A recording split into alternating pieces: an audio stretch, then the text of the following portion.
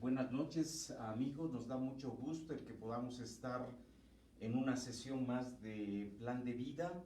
La sesión de hoy tiene como nombre Mejores son dos que uno. Es un tema central, es un tema que está prácticamente a la mitad de Plan de Vida y tiene que ver precisamente con un tema también fundamental para la vida de las personas, fundamental para la vida de una sociedad y no se diga, es fundamental para la vida de un país. Como ustedes lo ven, el tema tiene relación directamente proporcional con el matrimonio. Dice el predicador, mejores son dos que uno, y en la concepción de dos, él está pensando en hombre y mujer, lo vamos a ver, y él está pensando en la familia como esa base que construye, que edifica una sociedad, pero también un país. Y van a ver ustedes qué tan importante es ello, porque en la medida que se debilita esa unidad, en la medida que se debilita esa familia, automáticamente se trastoca el orden, se trastoca la estructura, se trastoca el diseño establecido por Dios. Y no solamente esto tiene que ver con el orden, lo importante que el predicador quiere mostrarnos a través de Eclesiastés es que se trastoca finalmente la felicidad y la plenitud de cada uno de ellos. Entonces, no es solamente el decir, bueno, si trastocamos los valores de la familia, se debilita un país, sino podríamos decir de manera más importante, se debilita el que las personas alcancen la plenitud para la cual Dios los diseñó.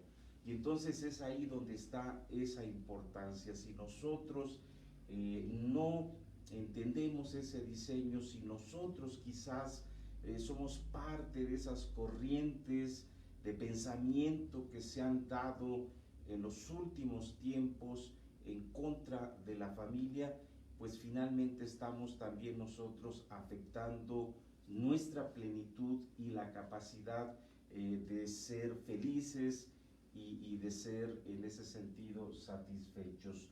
Hoy, y ustedes lo saben, por un lado se ha debilitado la masculinidad del hombre, y en gran parte es cierto por la misma posición del hombre, en la medida que él ha renunciado a ese puesto, que ha renunciado a esa función, que ha renunciado a ese orden que Dios le dio desde el diseño de familia, automáticamente ha permitido que se resquebraje el fundamento de la familia.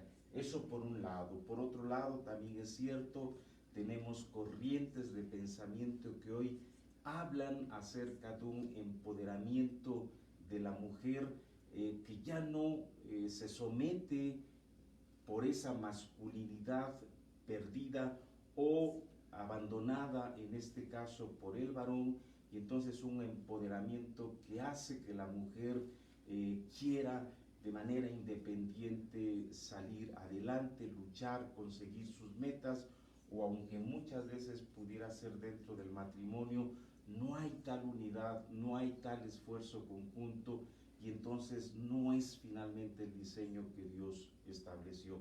Y eso viene a atentar contra lo que hoy vamos a estar hablando. Entonces, sí, decirles, el tema tiene que ver con la familia. Y dice de manera importante Eclesiastés, o el predicador, en Eclesiastés 4:9, que es nuestro versículo clave, y dice Eclesiastés 4:9 de la siguiente manera, dice: mejores son dos que uno, porque tienen mejor paga de su trabajo. Se refiere a la pareja, se refiere al matrimonio y se refiere a un trabajo conjunto. Y creo que esto es parte también de lo que bíblicamente está establecido, pero en la medida que no se ve así es cuando vienen esas, podríamos decir, deficiencias, inconsistencias o muchas veces desánimo, porque pareciera que no hay un esfuerzo en este caso conjunto, no hay un trabajo conjunto, una meta conjunta, y entonces no hay, como dice el predicador, esa mejor paga. Pero él, viendo lo que sucedía debajo del cielo, observando a muchas familias, él llega a una conclusión: mejores serán siempre dos que uno, porque ellos alcanzarán una mejor paga de su trabajo. ¿Cómo pudiéramos entender trabajo para estas alturas? Nosotros tuvimos una sesión que se llamó La alegría del trabajo, y nos centramos mucho al trabajo u ocupación que genera nuestro ingreso diario, podríamos decir nuestro jornal.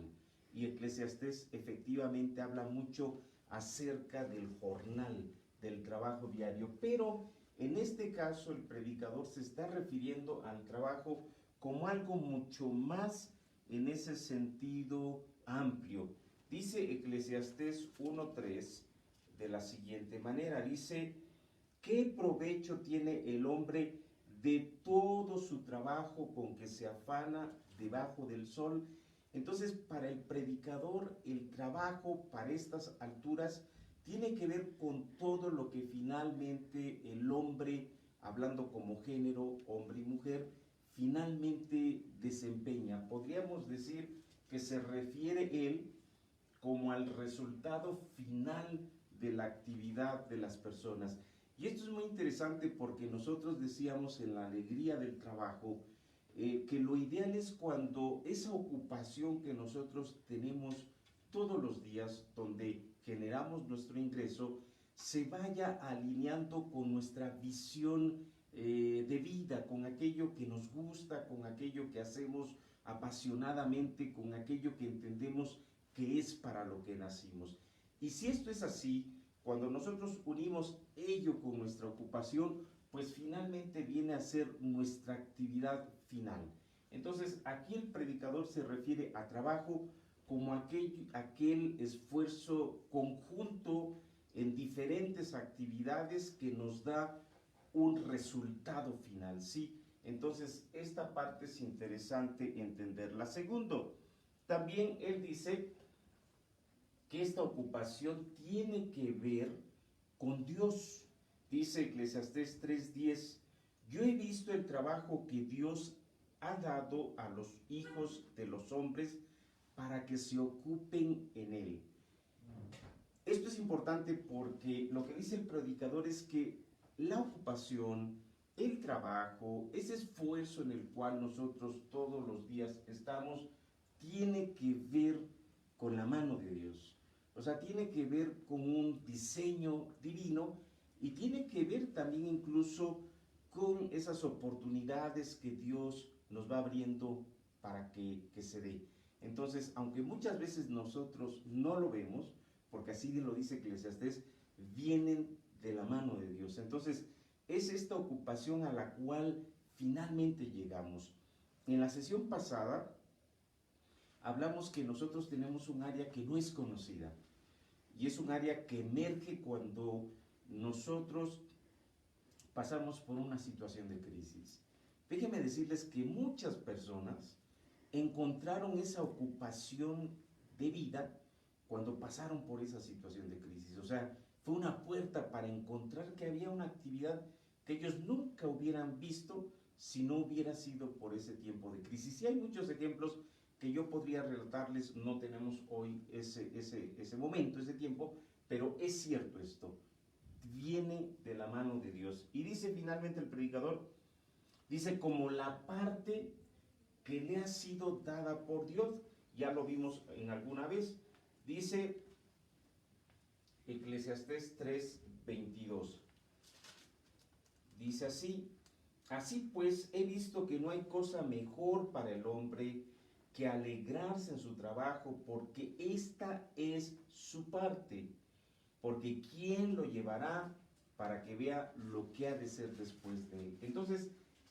para el predicador, ese trabajo final al cual nosotros nos dediquemos tiene que ver con esa parte para la cual Dios nos diseñó. O sea, tiene que ver con capacidades, tiene que ver con nuestros antecedentes, tiene que ver incluso a cómo Dios nos fue tratando y nos fue formando. Por ejemplo, Moisés. Moisés fue el líder que sacó al pueblo de Israel de Egipto.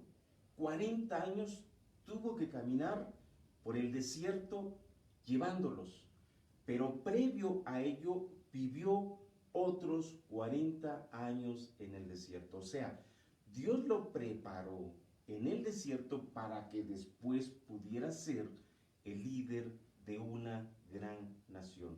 Entonces es cuando empezamos a atar los cabos y decimos, ahora entiendo por qué tuve que pasar por aquello para poder ser parte de esto que me está sucediendo. Y algo que es importante, y lo dice Eclesiastés 9:9, y es aquí donde vamos teniendo la relación con la familia, dice, goza de la vida con la mujer que amas. todos los días de tu vanidad que te son dados debajo del sol, todos los días de tu vanidad, porque esta es tu parte en la vida y en tu trabajo con que te afanas debajo del sol. Escuchen qué interesante, dice, goza de la vida con la mujer que amas todos los días de la vida de tu vanidad que te son dados debajo del sol. Acuérdense que para el predicador la vida debajo del sol es una vida principalmente vana. ¿Por qué? Porque es una vida que corre muchas veces por lo que no vale.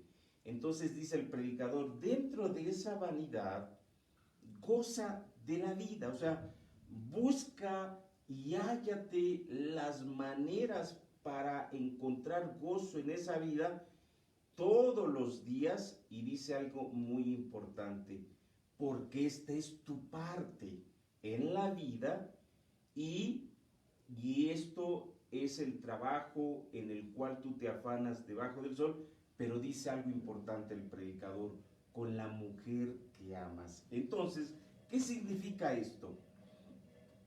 Que gran parte de nuestra vida, gran parte, tiene que ver con nuestra relación de pareja. Así como ese trabajo que nos genera un ingreso todos los días, se convierte en una actividad a la cual le destinamos gran parte de nuestro tiempo. También es cierto que la relación de pareja, o podríamos decir el trabajo que nosotros tenemos que desempeñar con nuestra compañera, con nuestra esposa, igualmente nos demanda el gran tiempo de nuestra vida. Y entonces podríamos decir que se unen esos dos grandes tiempos, el que ocupo para generar mi ingreso, pero también es cierto el que ocupo con mi compañera.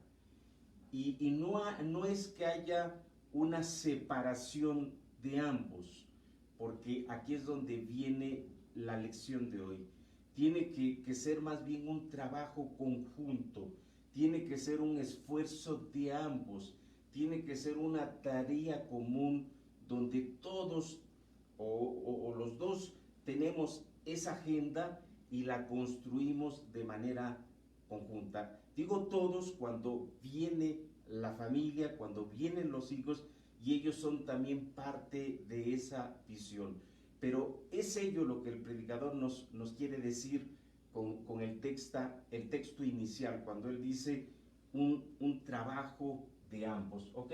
Entonces, cuando estamos aquí hablando ya de trabajo, ya nos estamos refiriendo a ello, a la ocupación a la cual le dimos nuestra vida, es la que finalmente genera ese resultado al último o al final de nuestra vida, pero tiene que ser entendido definitivamente en una relación de matrimonio y en un esfuerzo conjunto. Ok, dice el predicador y nos da algunos aspectos de por qué es una mejor paga. Él dice, el predicador, y quiero poner esta foto, él dice, el predicador, mejores son dos que uno porque ellos obtienen, ellos alcanzan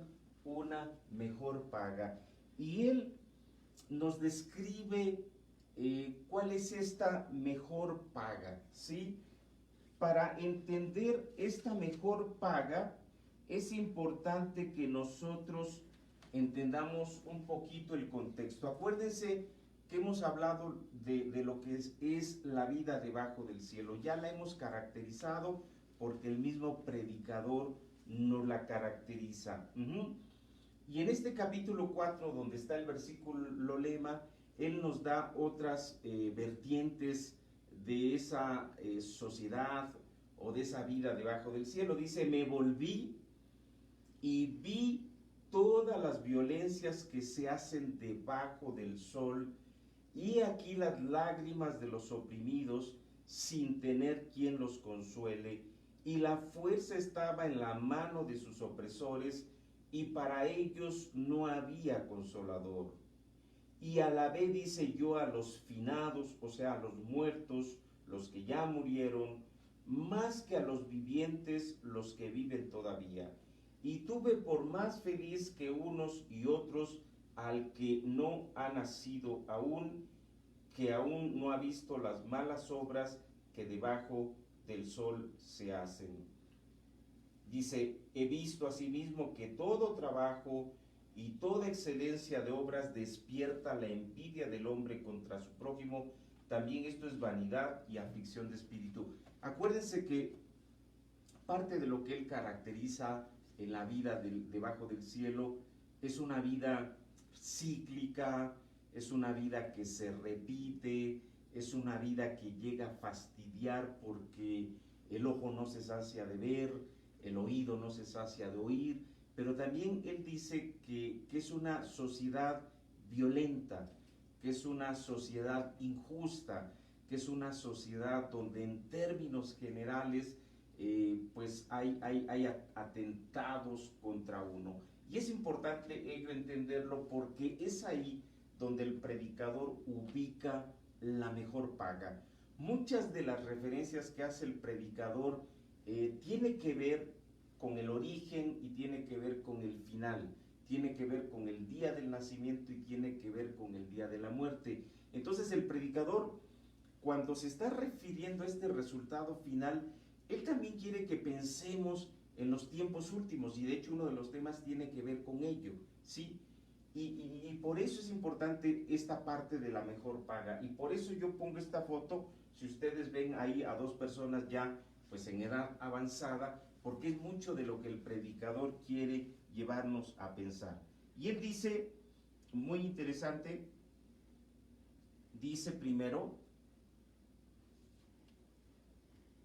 que tienen una mejor paga, dice, porque si cayeren, el uno levantará a su compañero.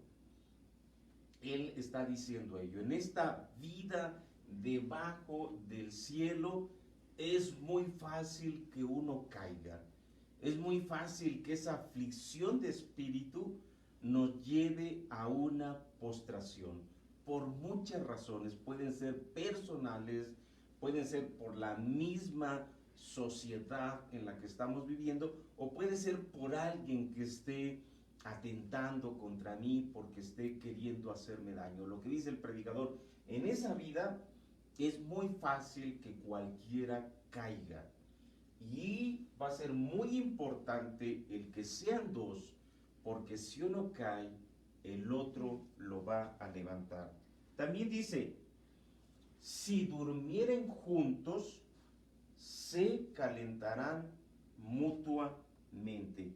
Si durmieren juntos, se calentarán mutuamente. Ahí hay una referencia muy clara, no solamente al matrimonio, sino también es cierto a los tiempos últimos en los cuales nosotros vivamos. En la medida que nosotros envejezcamos, vamos a requerir del calor a nuestros cuerpos en nuestra cama, y ello tiene que ver con esa pareja, con ese matrimonio. Muchas veces uno, pues quizás cuando está joven, esto no lo ve importante, ¿no? Uno lo deja como que a la distancia, sin embargo, y el predicador lo dice, hay del solo, hay del solo. ¿Quién podrá en ese sentido ayudarle, no? Y dice también el predicador, si alguno prevaleciere contra uno, dos le resistirán. Qué interesante. En esta vida debajo del cielo hay muchas situaciones que se levantan en contra de uno, que prevalecen, y entonces la importancia de ser dos. Y esto no solamente tiene que ver con el hecho de resistir, tiene que ver con el hecho de pensar, tiene que ver con el hecho de analizar, tiene que ver con el hecho de tomar una mejor decisión en los diferentes campos de la vida, ¿sí? Como soltero, simplemente en esa decisión de establecer mi matrimonio, como también es cierto una vez que establezco mi matrimonio. Y algo que dice el predicador, que es muy importante y que lleva muchas veces a una reflexión de qué es lo que el predicador está queriendo decir, es esto. Porque dice al final, en el versículo 12 de Eclesiastés 4, dice: si alguno prevaleciere contra uno, dos le resistirán. Y dice: y cordón de 3 dobleces no se rompe pronto. Qué interesante. Ustedes lo saben, un cordón solito se rompe fácil, 2 cordones juntos se rompen menos fácil, pero él dice 3 cordones no se rompen tan fácil. Y él está diciendo no se rompen tan fácil porque sigue latente esa posibilidad. Hoy así es, el matrimonio tiene N circunstancias que están en contra de él, desde las mismas tendencias, desde las corrientes de pensamiento, en fin. Entonces lo que dice el predicador es: un cordón que tiene 3 dobleces es muy difícil que se rompe, o al menos es menos fácil que se rompe. Y la pregunta que aquí viene es: ¿a qué se referirá este tercer cordón? ¿A qué se referirá esta referencia que hace el predicador? Si nosotros leemos, por ejemplo, la Nueva Traducción Viviente, que es otra traducción de la Biblia, dice de la siguiente manera. Dice: uno solo puede ser vencido, pero 2 pueden resistir. La cuerda de 3 hilos no se rompe fácilmente. Ok, muchos han llegado a decir que este tercer cordón tiene que ver con un pacto, tiene que ver con el establecimiento de un pacto entre ambas personas, pero un pacto que está atestiguado por Dios, ¿sí? Es un pacto en el cual interviene Dios, es un pacto en el cual Dios está en el centro de las personas, y automáticamente es un pacto que se hace fuerte por esta intervención. Entonces, esto es importante y ahorita lo vamos a entender quizás de mejor manera, ¿ok? Dice, si nosotros, por ejemplo, leemos Génesis 15, versículos 10 y 17, ahí se nos habla acerca de cómo Dios establece un pacto, en este caso con Abraham, y es un pacto en el cual Dios pasa en medio de 2 animales, y esto es el símbolo del pacto, o sea, un acuerdo entre 2 personas, pero Dios pasando en medio de ambas, sellando ese pacto. Ese es el ejemplo, y esa es, podríamos decir, la institución de pacto que tenemos en la Biblia. Cuando Dios le prometió a Abraham que él habría de bendecir a todas las familias de la tierra, eso fue lo que él hizo. Le pidió a Abraham que matase un animal en 2 partes iguales,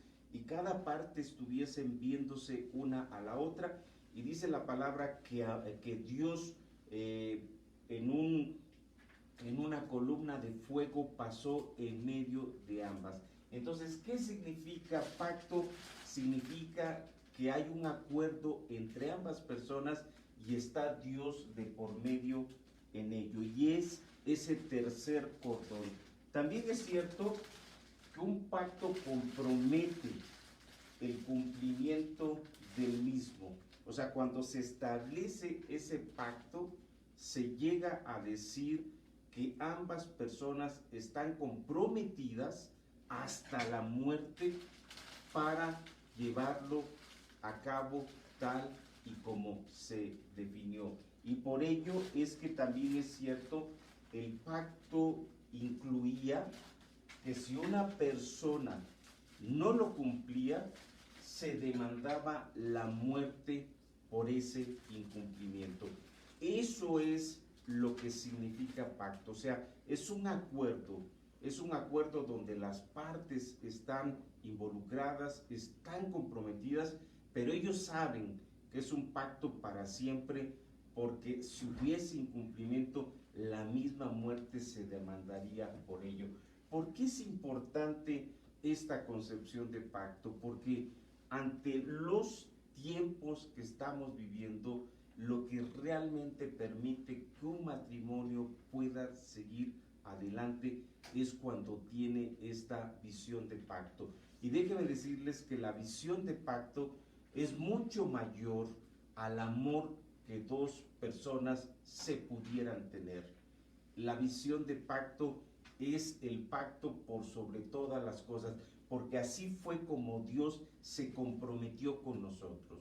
Cuando Dios le prometió a Abraham que en él bendeciría a todas las familias de la tierra, Dios lo prometió, y Dios es un Dios de pacto, por lo cual no depende de que hoy Dios se levante de buenas o se levante de malas y en base a ello quiera establecer la relación con nosotros. No, es un amor de pacto, y por eso es que Dios mandó a su Hijo a morir en la cruz por nosotros, a pesar de que no lo merecíamos. Ahora, ¿por qué digo esto? Porque es exactamente lo mismo. Cuando nosotros nos comprometemos con nuestra esposa o nuestra novia o nuestro novio, tiene que ser en base a un amor de pacto. Dice una anécdota de una persona, Dietrich Bonhoeffer, que en cierto momento él estaba oficiando la boda de una sobrina, y él dijo en la boda, él le dijo a la pareja: no es vuestro amor lo que mantendrá vuestro matrimonio, más bien es vuestro matrimonio lo que mantendrá vuestro amor. Vean ustedes la diferencia. Si es por nuestro amor, es muy fácil que ello se cancele, pero cuando es por un pacto, automáticamente ese pacto prevalece. Otra manera, te la digo muy rápido. Dice la historia de un predicador que él fue a predicar acerca del matrimonio al África, y cuando él hablaba y predicaba acerca del matrimonio, pues él veía que como que a la gente no le era entendible lo que él decía, ¿sí? Walter Trovis se llamaba este pastor. Y entonces una vez que a él alguien lo llevó a su hotel, le dijo: oye, pareciera que no me entiende la gente, yo estoy hablando acerca del matrimonio, pero yo veo que ellos están lejanos de lo que yo digo. Y él le dice: fíjese que entendemos correctamente lo que usted nos está diciendo. Dice, nada más que hay una diferencia entre lo que usted dice y lo que nosotros hacemos. Dice, porque usted nos viene a hablar acerca de un amor occidental. ¿Y qué significa? Que ustedes se casan con la mujer que aman, se enamoran de una mujer y se casan con ella. Pero una vez que se casan con ella, dice, como la van conociendo como es realmente, pareciera que ese amor se viene a la baja. Dice, es como si les dieran la cena en un plato caliente, pero ese plato se empieza a enfriar todos los días. Dice, y a nosotros es muy diferente. a nosotros nos casan desde niños y entonces el día de nuestra boda es cuando realmente nos conocemos. Y entonces nosotros no nos casamos con la mujer que amamos. Dice, más bien nosotros amamos a la mujer con la que nos casamos. Y entonces dice, es como si nos dieran la cena en un plato frío donde nosotros tenemos una lucha de todos los días por enamorarnos de esa persona. Y entonces decía, esta es la diferencia.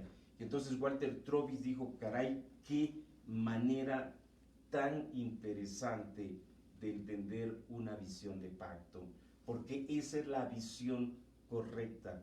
¿Por qué? Porque así como Dios tiene un pacto con nosotros, nosotros tenemos que tener un pacto con nuestra esposa y nuestra esposa a su vez tiene que tener un pacto con nuestros hijos, ¿sí? Entonces es una línea de orden, es una línea de mando, pero es también finalmente una línea de descanso. Dice Proverbios 31, cuando nos habla de la mujer virtuosa, que ella es virtuosa porque el corazón de su esposo está confiado en ella. Entonces es muy interesante entender, pero tener esta visión de pacto. Si nosotros entendemos que tenemos que relacionarnos con nuestra pareja en base a ese amor de pacto, las cosas son diferentes, ¿ok? ¿Qué dice nuestro proceso de aprendizaje? En nuestro proceso de aprendizaje, lo que queremos que estemos reflexionando este día es las prioridades. ¿Cuáles son las prioridades de nuestra vida? Muchas veces caminamos por esta vida sin detenernos en ello y por eso tomamos decisiones que atentan contra esas prioridades porque no las tenemos por escrito, ni tampoco cuando ya somos matrimonio son parte de una agenda común. Es importante que si tú eres joven, si tú en ese diseño de vida tienes considerado el casarte y que el predicador te anima a que lo hagas, porque él dice, vamos a vivir tiempos complicados y lo mejor que puede sucedernos es la compañía de nuestra pareja. Realmente el matrimonio, su gran propósito es el compañerismo. Ese es el corazón del matrimonio, el compañerismo. Vamos a ver en la sesión de los años sin contentamiento que en los últimos años es fundamental el que nuestra compañera, el que nuestro compañero esté con nosotros. Entonces, si yo soy joven y decido que eso es importante para mí, pues tengo que ponerlo dentro de mis prioridades porque tengo que estar trabajando en ello. Tengo que estar trabajando en cómo me preparo, en cómo en tiempo y forma tomo la decisión más oportuna para ello. No se diga si yo pues fuera mujer, ¿por qué? Porque es cierto, la mujer fisiológicamente pues también tiene una etapa para tener hijos, y si en la concepción de una mujer está el tener hijos, pues tiene que ubicarlo dentro de sus prioridades. La vida se va muy rápido, la cronología nos mata, de repente nos cuesta mucho llegar a los 23 años, que es cuando terminan nuestras carreras profesionales, y como que fuimos muy preparados para ello, ¿no? Kinder, primaria, secundaria, preparatoria y carrera. Y cuando termina la carrera, como que viene un vacío en el cual ya no sabemos qué sigue.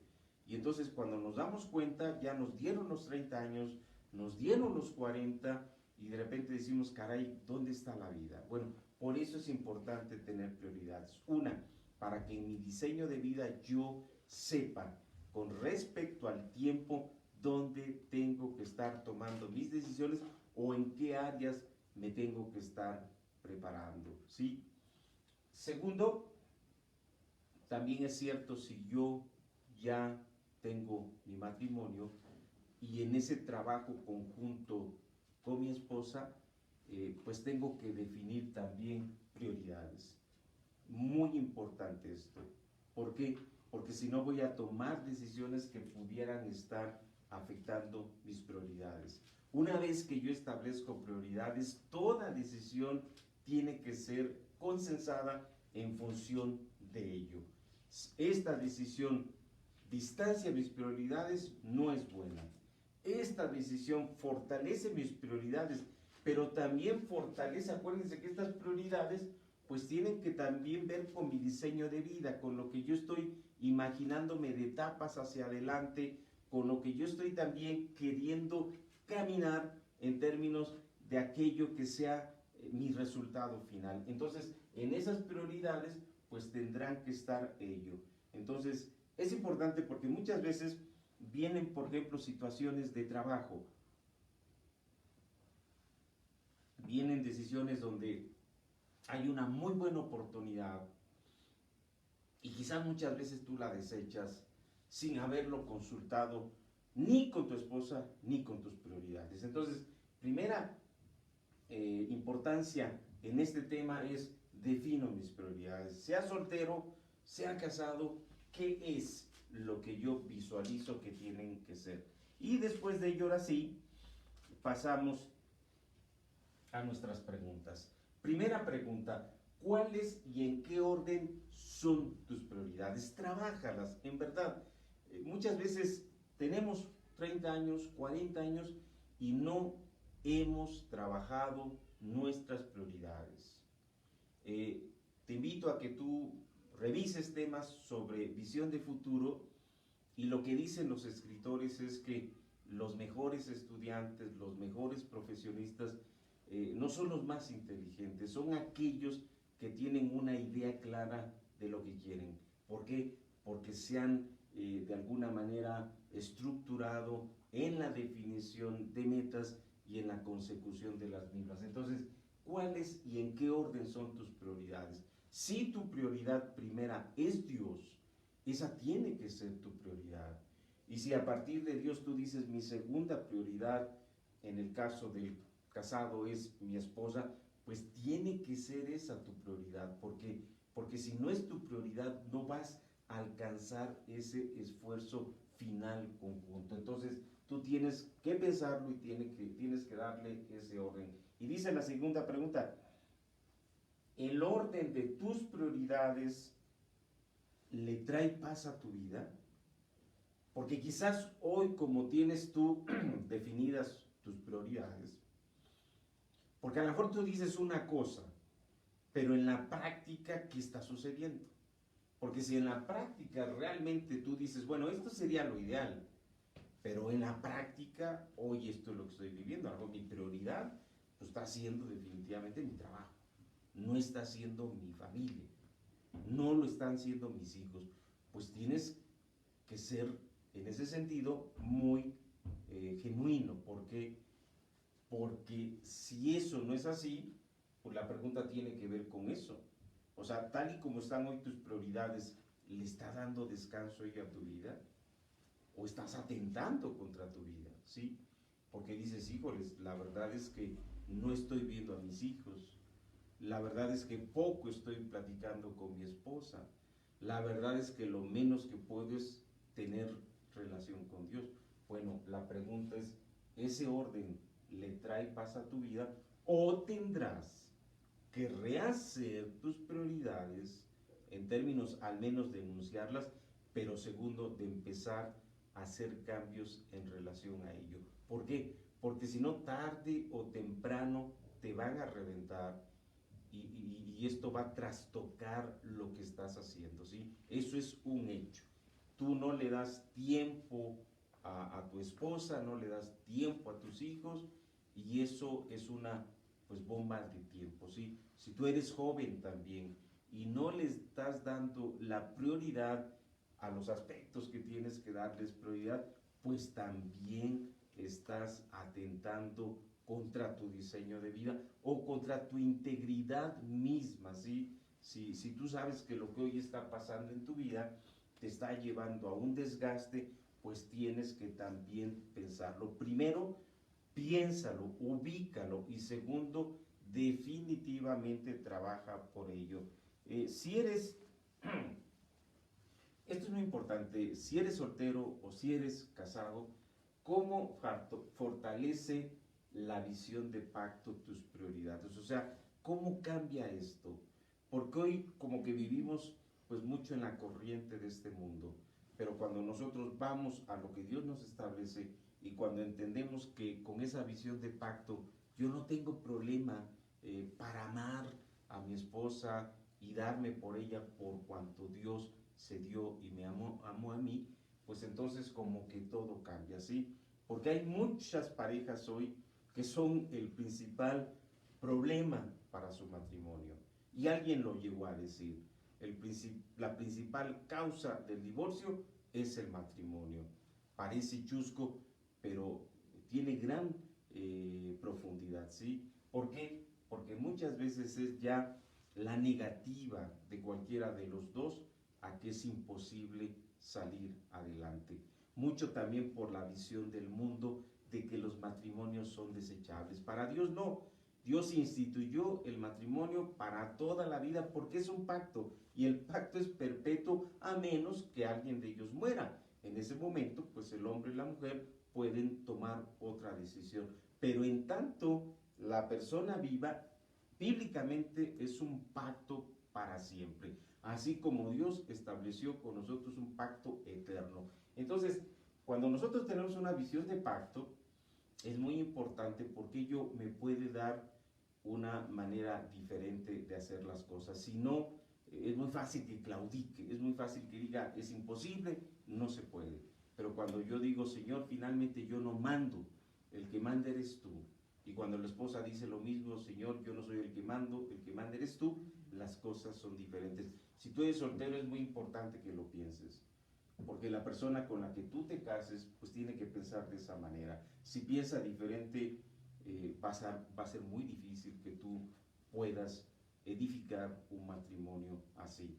Dice un refrán de un libro, antes de casarte, abre bien los ojos, pero ya casado, ciérralos de vez en cuando. ¿Por qué? Porque tenemos que entender que hay que ir creciendo poco a poco. ¿Ok? Dice finalmente la tarea que tenemos que trabajar. Dice, menciona 3 decisiones que tomarás para acercarte en la consecución de tus prioridades. Menciona 3 decisiones que hoy tienes que tomar para acercarte en cómo conseguir esas prioridades. En verdad, es bien valiosa esta pregunta. No se la hace uno. Yo te digo, en mi experiencia, el tiempo vuela y hay preguntas cruciales que uno debería de estarse haciendo y no se las hace.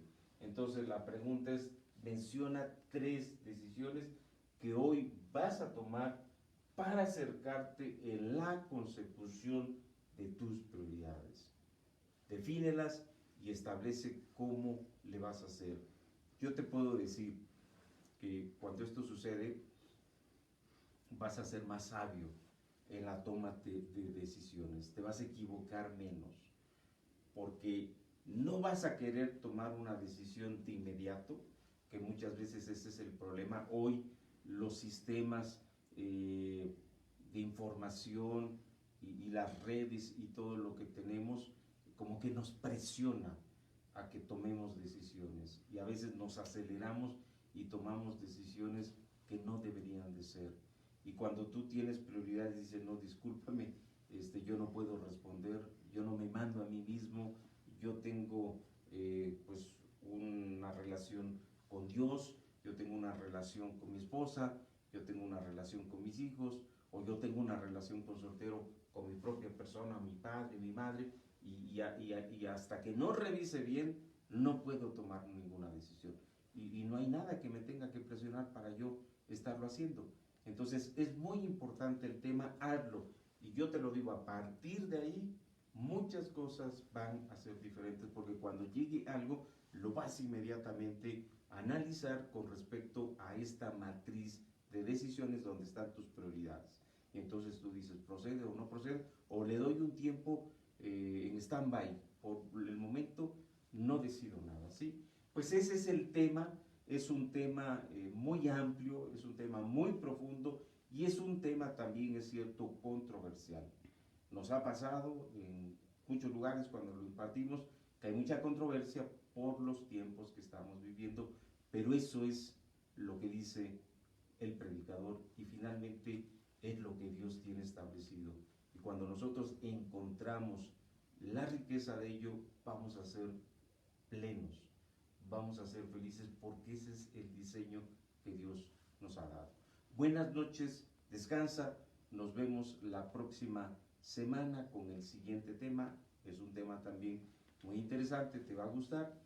Por favor, mándanos tus tareas, nosotros con todo gusto las revisamos, o preguntas o dudas, o en aquello que quisieras que nosotros te asesoremos o te acompañemos, encantado. Buenas noches, mi nombre es Juan Antonio Hernández, mi esposa Estela Rivera, te mandamos saludos y que descanses. Muchas gracias.